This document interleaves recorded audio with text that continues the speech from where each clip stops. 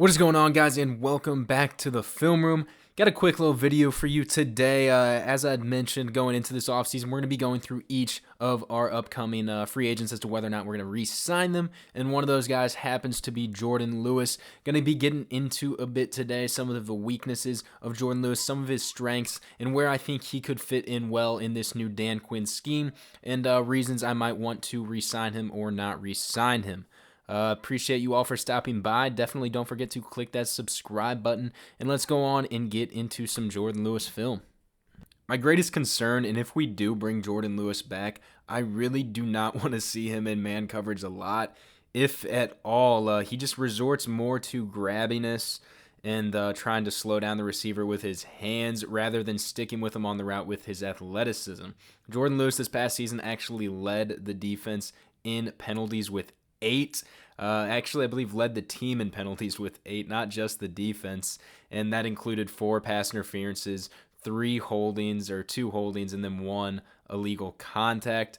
So yeah, Jourdan Lewis, rather than trying to stick with the receiver, as you'll see here, lined up on Calvin Ridley, is going to resort to just grabbing with him, ends up yanking him, and then still gets cooked on the route. So when we do have to put him in man, especially against elite receivers, elite route runners like Calvin Ridley, it's just a sorry sight to see. You'll see on this play here, lined up in the slot against Russell Gage, who is a significantly inferior route runner to that of Calvin Ridley, but you would not be able to tell the difference when Jourdan Lewis is manned up on him. And first, I just want to point out the technique. Jourdan Lewis consistently displays poor technique when in man coverage. You'll see Gage give an outside release here, and what I want you to notice is Jourdan Lewis's hips upon this outside release. What you want to do as a corner, and especially in man coverage, is stay as squared up to the receiver as possible, and especially with your hips. Once he sees this outside release, he immediately turns his hips rather than trying to maybe backpedal and keep square. And that's just easy pickings for Russell Gage to get back inside once those hips are flipped. There's no way Jourdan Lewis is going to be able to then do basically a 180 to stay with the receiver who is completely squared to him. So yeah, if we do bring Jourdan Lewis back, definitely not ideal to put him in positions like this very often in man coverage. Barring any injuries, I just don't want to see him in there at all. I would prefer, if we are going to bring Jourdan Lewis back, as a slot cornerback, a primarily slot cornerback, and not try to switch him around in any positions. I'll get more into that in a second, but I would prefer Anthony Brown to start down here in this slot, this nickel part. And if we do bring in Jourdan Lewis on dime packages, I'm assuming we'll be going in a lot of zone on those, whether it be cover 3 or cover 4. I think we'll be in a lot of cover 3 and in certain situations cover 4 in this Dan Quinn scheme. And I do think that plays to Jourdan Lewis's talents. I think he's a much better zone defender, and we'll get into that right here. If we are to bring Jourdan Lewis here back, this is pretty much how I would like to see us use him. You will see he is in the nickel here, and I don't have a problem with him being in the nickel. It's as long as we're in zone. That's where I might have a problem with us starting him at the nickel, is because anytime we go into a cover 1 or a man look, I would be worried about who the hell is in the slot going against him, and are they going to cook him? Because if they're in man, there's a good chance they might. So yeah, he is in the nickel here, but just dropping him off into a zone.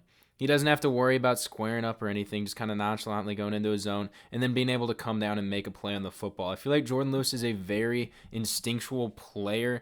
A lot of people were calling for him to get more playing time because of how his instincts paid off. He was turning the ball over. He was getting interceptions. That Saints game, you saw a huge play when we brought Jourdan Lewis in, getting that interception to end the game.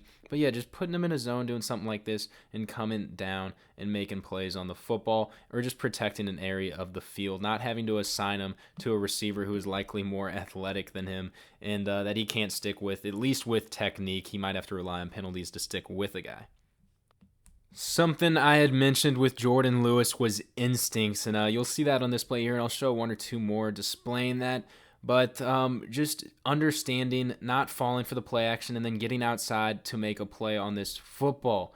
Just trusting his instincts, trusting his film. He doesn't have to rely on any athleticism or anything here. This is just pure instincts, pure knowledge of the game, and then getting over to the right spot where he should be, understanding his assignment, and then making a play on the receiver in the football. Gonna see it here on this play again. Just has his head in the backfield off to start, and he can do that because he is in a zone. He doesn't have to worry about getting square to this receiver, Brandon Ayuk here. He can see his head in the backfield and kind of watch this play develop, and then once he sees these guys coming out here to block, uses his instincts, his understanding of the game, and then attacks downfield knowing the screen is coming, and makes a play on Ayuk before he can even turn his head, really. Going to show you guys this play here to just harping more on his instincts.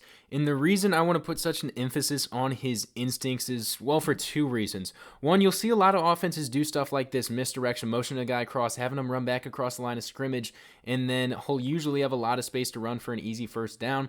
But because of Jourdan Lewis's instincts, not biting on anything going this way, he's able to come back, stay with the play, and then make a tackle. Another reason I want to harp so much on Jourdan Lewis's instincts is because I feel that he maybe could be a guy that we could move to free safety. He excels in zone, is poor in man against speedy receivers, which you wouldn't have him doing at all if put at the free safety spot, and is an instinctual guy that will come down, make plays on the football. You don't have to worry about, like I said, putting him in man, grabbing receivers. I think the penalty number would decrease significantly if he was at the free safety spot, and you could get him for a really good price. Like I said, this would maybe be a project and potentially at a risk, but if you bring him back, you can try working him into that free safety spot, and then also draft the guy if you would like. That way you kind of have something on the rebound if Jourdan Lewis doesn't really work out. But otherwise, you can have Jourdan Lewis come in. You know he's going to be a guy that's welcomed in the locker room, has experience with the coaching staff and whatnot. You know he's going to be a guy that's going to be an instinctual player, good in zone, can make plays on the football. And then you can build up maybe that rookie free safety behind him or have them interchange whatever you may like. And also, you don't have to bring back and re-sign Xavier Woods, who would likely be more expensive of an option at free safety than Jourdan Lewis would be. Just showing you guys real quick what it might be like if we did put Jourdan Lewis at the free safety spot. I think more times than not in this Dan Quinn scheme, he would just be dropping off into a deep middle of the field, whether that be in a cover 3 look, dropping off into that deep middle third, or a cover 1 look, just kind of being that roamer up top, sideline to sideline kind of guy. So yeah, here you'll just see him. This is going to be in a cover 2 look, actually just dropping off into this, and then just allowing him to sit in his zone, read, and then come down and make a play. Another thing about Jourdan Lewis, and as you saw in those past few clips, he is a willing tackler. Kind of reminds me a little bit of our Darius Washington, that smaller free safety coming out of TCU. Getting overlooked a lot because of his size, but similar to Jourdan Lewis in that he's got the ranginess to get sideline to sideline in a deep third drop, and then also the willingness to come down and make a tackle if he needs to. He's not going to be laying the wood by any means, but still, though, running through the receiver and making a good play. So guys, if we did bring back Jourdan Lewis, I'd like to see us do it for about $4 million a year, whether that be 3-4 years, whatever you want in terms of length. But I think about $4 million a year would be fair. He'd be cheaper than Xavier Woods. You do have the option to bring him in at slot corner, or if you want, I think he would be a good fit at this free safety spot in this Dan Quinn scheme. And I'm not saying we just rely on that, I guess, to be our answer at free safety. I still think with our second round pick, we should go with a safety, because I think it's important to have depth at that position, and we really haven't had that for quite some time. So yeah, definitely comment below. Let me know what you guys think. If we do re-sign Jourdan Lewis, where we should put him on the field in this Dan Quinn scheme, and what you think the overall future of the safety position should be, because that's a never-ending discussion when it comes to the Dallas Cowboys.